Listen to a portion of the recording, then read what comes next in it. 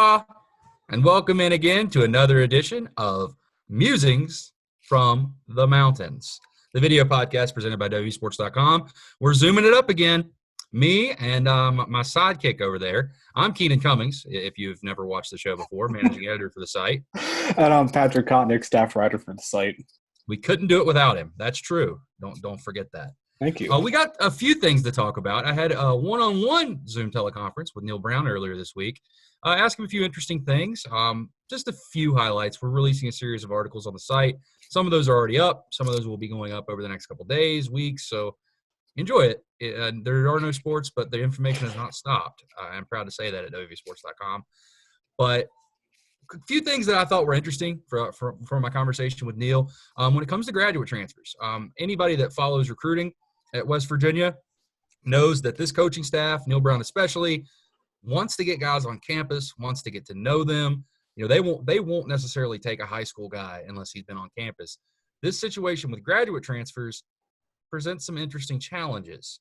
Right now, guys can't officially visit anywhere, so they have 2 scholarships open. If they want to fill that, they might have to take a guy that has never visited because those timelines are obviously accelerated for those graduate transfers. They want to get on campus. Well, virtually get on campus at this point, I guess. But they want to get started on their college career because their clock is ticking. They have usually 1 year left, at most 2. So guys are trying to make decisions and get into schools and get started with that piece of it. So West Virginia needs an offensive lineman, defensive lineman, and cornerback. Those are the 3 spots to watch out for, Neal Brown told me. So we'll see. We'll see if they do. We'll see if they have to make some of those decisions and if guys are going to have to pick schools, virtually. Off virtual tours or off word of mouth, or maybe they visited it in high school. But it presents some interesting challenges with recruiting, just main recruiting.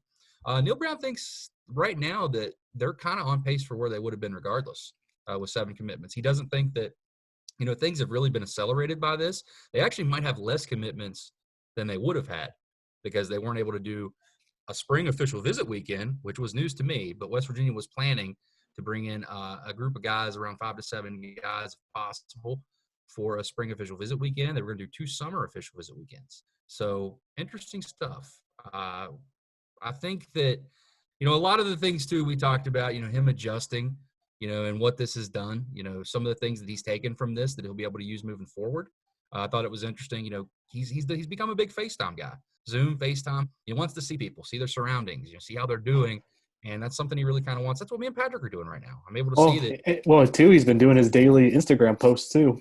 He's been very active. He got called out, actually. That started by him getting called out by a player. So now he's kind of made some fun with it. But I think a lot of interesting stuff. As I said, we'll be rolling that out here in the next couple weeks, couple days. We've already got some of it up if you're interested. He did kind of reinforce that right now their plan with recruiting is they don't want to take guys right now if they're not comfortable, if they're not checked all the boxes, if they're not really sure about a decision. A lot of guys right now are making decisions based off peer pressure, for lack of a better word. They see guys committing, they want to jump on board, they want to save a spot. They want to avoid that. They want to make sure guys are educated, those people around them are educated, and they really like the school for what it is, not necessarily, because it's the cool thing to do. Moving on to basketball, West Virginia still has one. I'm on repeat here. Scholarship open. And it's interesting to see how they're going to fill that. We've kicked around a few transfer names on here. I was going to mention a player, but it seems like every time we mention a player on here, they fall off the board in 2 or 3 days. It's kind of the reverse jinx. So be on the lookout. I think West Virginia right now is targeting bigs.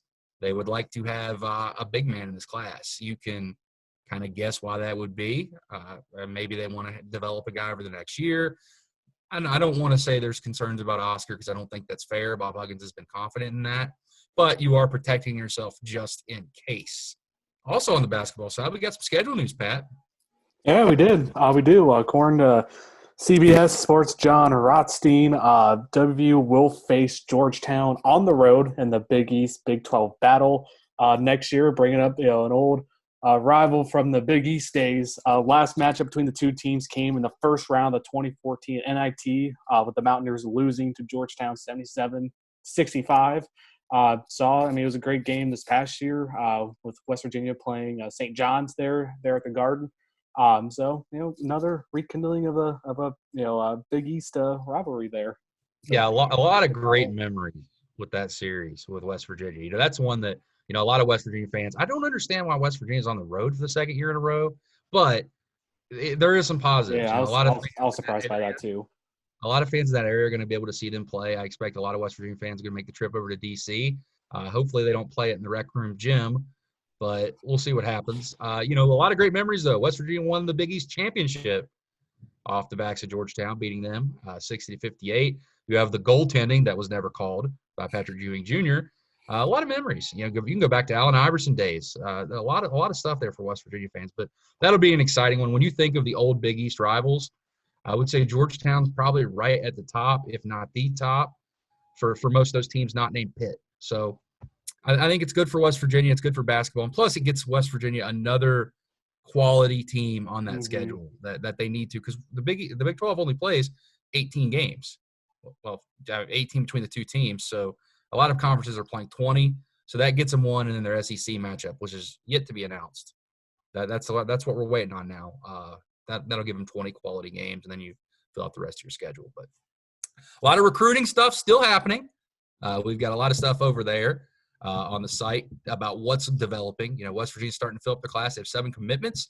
They're in a good spot with a lot of others.